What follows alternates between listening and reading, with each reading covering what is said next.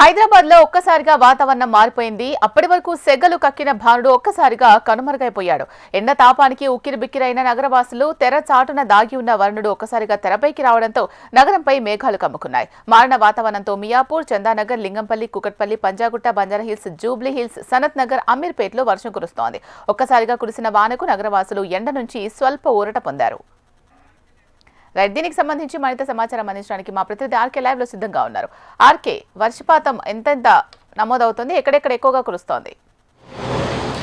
శిల ఒక్కసారిగా కూడా వాతావరణం అయితే మారడం జరిగింది. వాస్తవానికి వాతావరణ శాఖ ముందుగానే చెప్పింది 2 రోజుల పాటు ఉదయం అంతా కూడా వాతావరణం ఉక్కబోతుంది. అలాగే వేడి ఉన్నప్పటికీ కూడా మధ్యాహ్నం తర్వాత వాతావరణం చాలా ప్రాంతాల్లో చల్లబడుతుంది. ముఖ్యంగా గ్రేటర్ హైదరాబాద్లోని ఈస్ట్, నార్త్ ఈ రెండు వైపులా కూడా వర్షం పడే అవకాశం ఉందంటూ కూడా ఇప్పటికే వాతావరణ శాఖ హెచ్చరికలు అయితే జారీ చేయడం జరిగింది. ప్రస్తుతం అయితే ఇటు మియాపూర్ మొదలుకొని లింగంపల్లి, మాదాపూర్ ఈ ప్రాంతాల్లో అయితే ప్రస్తుతం వర్షం పడుతుంది. ఇక ఎల్బీ నగర్ ఆ ప్రాంతాల్లో కూడా మొత్తం కారుమోపులు అయితే ఉన్నాయి.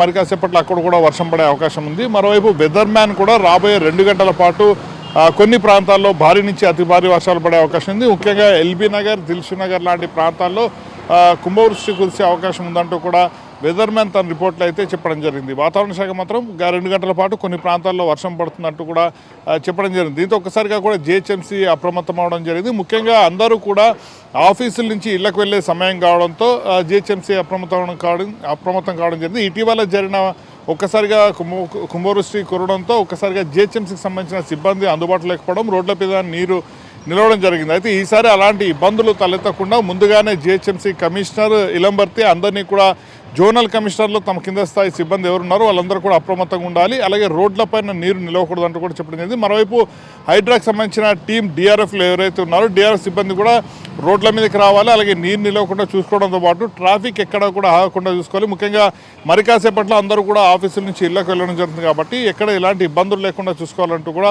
ఇటు హైడ్రా కమిషనర్ రంగనాథ్ కూడా చెప్పడం జరిగింది. మరోవైపు జోనల్ కమిషనర్లు అందరూ కూడా తమ సిబ్బందిని అందరినీ కూడా రోడ్ల మీదకైతే రెడీగా ఉంచడం జరిగింది. ఎక్కడ నీరు నిలిచినా కూడా వెంటనే క్లియర్ చేసే విధంగా ఏర్పాట్లను అయితే చేయడం జరుగుతుంది. మొత్తం 141 ప్రత్యేక టీంలన్నీ కూడా సిద్ధంగా ఉన్నాయి. మరోవైపు ఏదైనా సమస్య ఎదురైతే జిహెచ్ఎంసీకి సంబంధించిన టోల్ ఫ్రీ నెంబర్ ఏదైతుందో 040-211-1111 ఈ నెంబర్కి కాల్ చేయొచ్చు అంటూ కూడా ఇప్పటికే చెప్పడం జరిగింది. మరి అత్యవసరమైతే డయల్ 100 కూడా కాల్ చేయొచ్చు అంటూ కూడా చెప్పడం జరిగింది. ఏదేమైనా కూడా ఒక్కసారిగా వాతావరణం చల్లబడింది. మరి కాసేపట్లో కొన్ని ప్రాంతాల్లో మాత్రం భారీ వర్షం కురిసే అవకాశం ఉంది.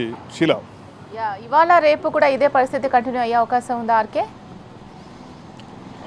రైట్ శీల, ఇప్పుడు ప్రస్తుతం వాతావరణ శాఖ చెప్పిన దాని ప్రకారం అయితే వాస్తవానికి వాళ్ళు 3 రోజులు చెప్పినప్పుడు కూడా ఈ 2 రోజులు మాత్రం ఖచ్చితంగా వర్షాలు కురిసే అవకాశం ఉంది. ఎందుకంటే 10వ తేదీ, 11వ తేదీ ఈ 2 రోజులు కూడా వర్షపాతం నమోదయ్యే అవకాశం ఉందంటూ కూడా చెప్పడం జరిగింది. అది కూడా సాయంత్రం మధ్యాహ్నం దాటిన తర్వాత సాయంత్రం 5 నుంచి 7 మధ్య వర్షం కురిసే అవకాశం ఉంది. అది కూడా ఈదురుగాలతో కూడిన వర్షం కురిసే అవకాశం ఉందని చెప్పడం జరిగింది. మరోవైపు రాత్రి 8 నుంచి 9 ఈ మధ్య ఏదైతే రాత్రి సమయం ఉందో ఈ సమయంలో వర్షం పడదు కానీ ఈదురుగాలు వీస్తాయంటూ కూడా వాతావరణ శాఖ చెప్పడం జరిగింది. కాబట్టి ఈ 2 రోజులు కూడా వర్షాలు అయితే నమోదు కావడం జరుగుతుంది. దీనికి సంబంధించి అధికార యంత్రాంగం అంతా కూడా సిద్ధంగా ఉండాలంటూ కూడా ఇప్పటికే ప్రభుత్వం కూడా చెప్పడం జరిగింది. ఇక కేవలం హైదరాబాద్లో పరిధి మాత్రమే కాదు, ఇతర జిల్లాల్లో కూడా వడగళ్ల వర్షం పడే అవకాశాలు ఉన్నాయి. కాబట్టి అక్కడ జిల్లా కలెక్టర్లు కూడా పూర్తి స్థాయి సిద్ధంగా ఉండాలంటూ కూడా చెప్పడం అయితే జరిగింది. శిలా, రైట్. Thank you RK.